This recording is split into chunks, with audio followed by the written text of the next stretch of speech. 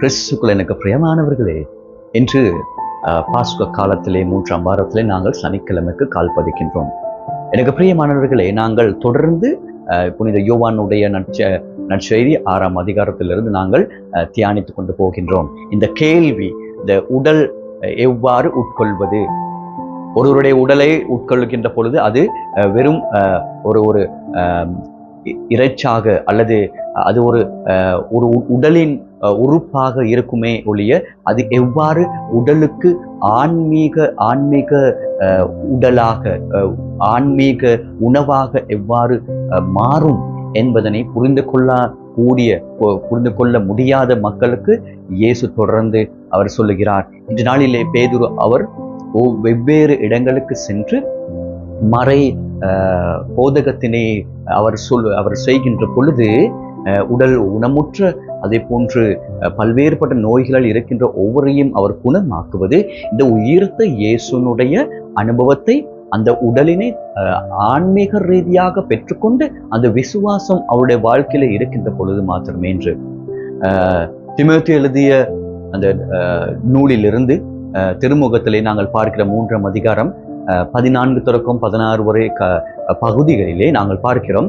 நாங்கள் விசுவாசிப்பது மனிதனாக இருந்த இறை விசுவாசத்தை அல்லது இறை தன்மையை அடைந்த, அதாவது தூதர்களுக்கு காட்சி கொடுத்த, முழு உலகத்துக்கும் அனுபவத்தை அல்லது முழு உலகத்தையும் மாற்றிய தூய ஆவியனுடைய அனுபவத்தை பெற்ற, இறைவாக்கினர்களுக்கு காட்சி கொடுத்த, இறுதியாக அவர் விண்ணுலகத்துக்கு எடுத்துக்கொள்ளப்பட்டு மீண்டும் அவர் வருகை தந்து எங்களோடு தங்குகின்ற இயேசுவை தான் நாங்கள் நம்புகிறோம். அப்படியானால் நாங்கள் இந்த நம்பிக்கையை நாங்கள் எங்களுடைய வாழ்க்கையிலே நாங்கள் அனுபவிக்க வேண்டும். அப்படி நாங்கள் இந்த நம்பிக்கை, இந்த விசுவாசத்தை, இந்த உண்மையினை, இந்த இறை தன்மையினை நாங்கள் எங்களுடைய வாழ்க்கையிலே விசுவாசிக்காவிட்டால் அந்த உடல், நாங்கள் உட்கொள்கின்ற உடல் உண்மையாகவே ஒரு சாதாரண உணவாக மாறுமே ஒழிய, நாங்கள் உண்மையான நம்பிக்கை, ஆழமான விசுவாசம் இல்லாமல் உட்கொள்கின்ற பொழுது அந்த உணவு சாதாரண நாங்கள் அன்றாட வாழ்க்கையில் எடுக்கின்ற ஒரு உணவாக இருக்கும். அப்படியானால் நாங்கள் இறைவனுடைய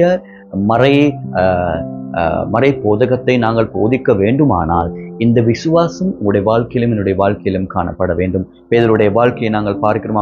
எப்படி இருந்தால் என்றது முக்கியம் அல்ல, ஆனால் இறை அனுபவத்தின் ஓடு அவர்கள் இறை அனுபவத்தை பெற்ற பின்பு எவ்வாறு இருந்தார்கள், பவுலடிகளால் இறை அனுபவத்தை பெற்ற பின்பு எவ்வாறு செயற்பட்டார் என்பதுதான் முக்கியம்.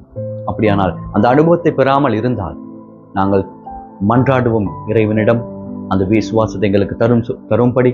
அப்பொழுது நாங்கள் இறைவனுடைய உண்மையான சாட்சி பகரும் மகனாக, மகளாக மாறுவதற்கு வரம் வேண்டும். மன்றாடுவோமாக.